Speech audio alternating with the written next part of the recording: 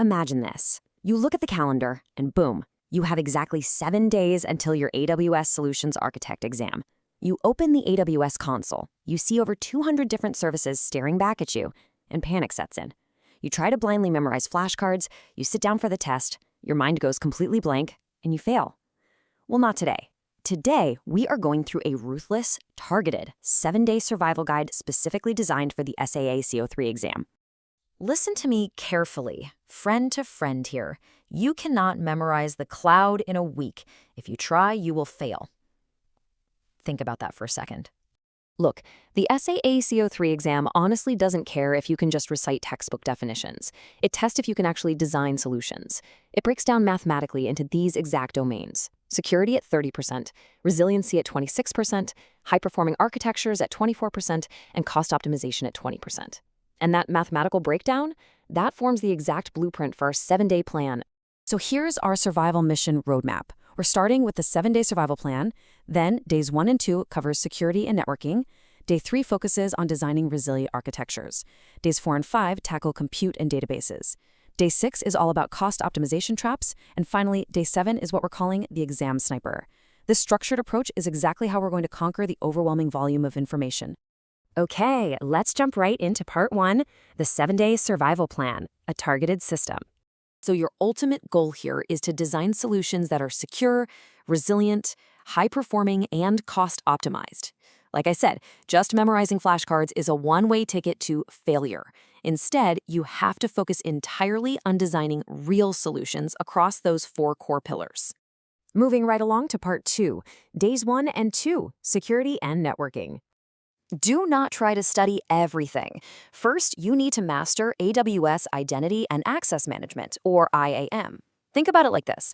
IAM is essentially the nightclub bouncer enforcing the principle of least privilege.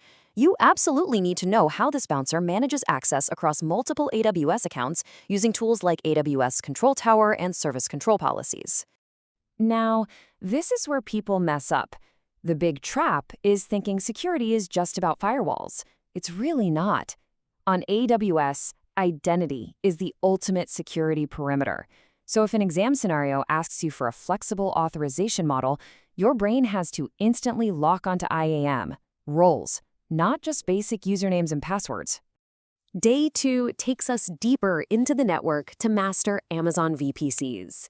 And you've got to know the exact difference between these 2 components. First, security groups act at the instance level, and they are stateful. On the flip side, network ACLs act at the subnet level, and they are stateless. Let that sink in. The exam really loves to test this one specific scenario. Think about it. How can a private database securely download internet updates without being totally exposed to the outside world? Well, the absolute rule here is that the answer is always a NAT gateway placed in a public subnet. All right, part 3, day 3, designing resilient architectures. I like to think of multi-AZ deployments sort of like a stunt double in an action movie. You know, the stunt double stands right off camera, wearing the exact same outfit. If the main actor twists their ankle, the director just yells, "Swap!" and the stunt double steps in seamlessly. The movie just keeps filming without a hitch. That tangible, real-time swap, that is exactly what a multi-AZ failover does for your databases. You also really need to master the concept of decoupling. Whenever you see the word decouple pop up on the exam, your eyes should immediately look for a messaging queue, like Amazon SQS. It basically acts as a massive shock absorber, making sure your system doesn't just drown under a sudden wave of heavy traffic.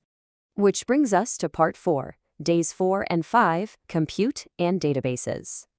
You absolutely have to know how to scale. Horizontal scaling means adding more identical servers using auto-scaling. Vertical scaling, on the other hand, is just buying a bigger, much more expensive server. Make sure you truly understand this architectural difference. Horizontal goes wide with more instances, while vertical goes up with a single, bigger machine. Then you'll dive into serverless with AWS Lambda. But watch out for the trap here. 15 minutes is the absolute strict timeout limit for AWS Lambda. The exam is going to try and trick you by describing this massive data processing job that takes an hour to run, and they'll casually suggest Lambda. Never pick it for that. It will literally and ruthlessly kill your process halfway through. On day 5, we shift our focus to databases. If a scenario demands strict, complex relational data, think like a corporate accounting system. You're going to use Amazon RDS or Aurora. But if it demands massive scale, highly flexible schemas, and single-digit millisecond latency, then you use DynamoDB. Remember, you choose a database based entirely on the structure of the data itself, not just raw speed. Moving on to Part 5, Day 6, Cost Optimization Traps. Look, you have to know how to efficiently break down AWS pricing models. On-demand is exactly what you need for unpredictable traffic. Reserved instances, those are for your steady-state, predictable workloads. And then you have spot instances. These are dirt cheap. We're talking up to 90% off. But there's a huge catch. AWS can terminate them with a mere 2-minute warning. And here is the trap. Never recommend a spot instance for a mission-critical database. Let me say that again so it really sinks in. Never do that. Spot pricing is strictly for fault-tolerant, interruptible background jobs. You really don't want to lose money and critical data on a rookie mistake like that. And finally, Part 6, Day 7, the exam sniper. Here is a huge secret. Out of the 65 questions you're going to face, exactly 15 of them are completely unscored. AWS basically hides them in there to test out future questions. So if you hit a question that seems completely impossible, do not panic. Do not let it ruin your momentum. There is a very good chance it might just be a fake question. Next up, beware of the instant distractors. Amazon Light Sale, Amazon Managed Blockchain, AWS Cloud9, Amazon Game Lift. AWS test engineers actually use these exact services as cheap knockoff bait answers just to trip up beginners. If you see them appear in a multiple choice question, just instantly cross them out. Let's lock all of this in right now with 3 golden rules. Step 1, always match your answer to the specific domain keyword in the prompt. Step 2, never, ever leave an answer blank because there's absolutely no penalty for guessing. And step 3, cross out those out-of-scope distractors immediately. So, final warning here. If you go into this exam trying to memorize 200 individual services, you are going to fail. Master the domains, stick to the 7-day plan, and keep building. So, the ultimate question is, are you going to rely on blindly memorizing, or will you use this targeted system to actually survive and pass?